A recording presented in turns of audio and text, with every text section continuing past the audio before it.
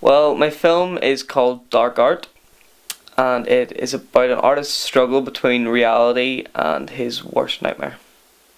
It was actually been a script I've been working with and changing, tweaking it for over a year now. I saw a video on TED Talks. This is what first gave me inspiration for it. And the video was a girl talking about in Roman times people weren't geniuses, they didn't have that separation. They had a genius with them, something that like lived in their house and inspired them, like artists and engineers and all. They weren't separated by being geniuses, they just had this godlike creature who lived, like, or family spirit who lived with them and just gave them these like breaks. And that was my first thought, and then I was looking up mythology and found a thing that's quite recent still. It's called a shadow man, which is meant to live on the corner of your vision.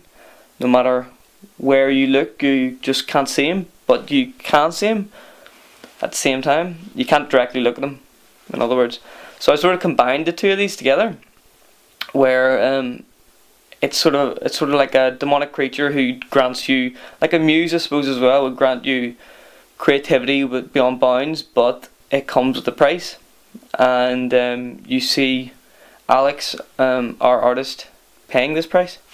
Well, my favourite scene is when Alex is frustrated, been working all day and just hit a wall again, and he passes out, goes to sleep. And then you see this creature thing, and then you see Alex being possessed. I like this part particularly because of the fun I had in post-production. On the day there was blue screen and I was painted blue while directing, which was an experience to say the least. Those shots in post-production were quite fun. I'd never done green screen properly before, and because it's a supernatural kind of thing, you can just really go wild with it, and it can look kind of strange, but it can look strange and I can be happy with it. In the film, I had to be the shadow man while directing, which may seem strange, and it was, but it was really good fun as well. And every time I caught myself in the mirror, I just realised that there's about 6-7 people actually listening to me while I'm blue, and it felt kind of great that I could still get things done while being blue. My crew consisted of all ages and all backgrounds. I had a runner who was, I'm gonna say 15, 14. A wee cousin was there, so he helped out just running about doing stuff.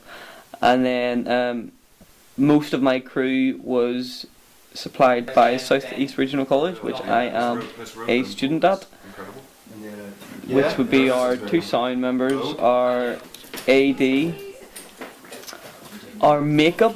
She left, sir, but she's still sort of with us. And then there's another girl who's a few years below us. She was helping out in that. And then there's a girl from Queens. And then we had Alistair, who is a cinematographer. And we also had Larry, who is an actor and a producer of Lamb Films. Sweaty vest. Have you passed your driving test? Larry's great. He's a really lovely guy and he's a very good actor. So it was good fun trying to direct him. I wish we had the time and the ability to have had a rehearsal beforehand, because we only had 1 day to shoot all of this.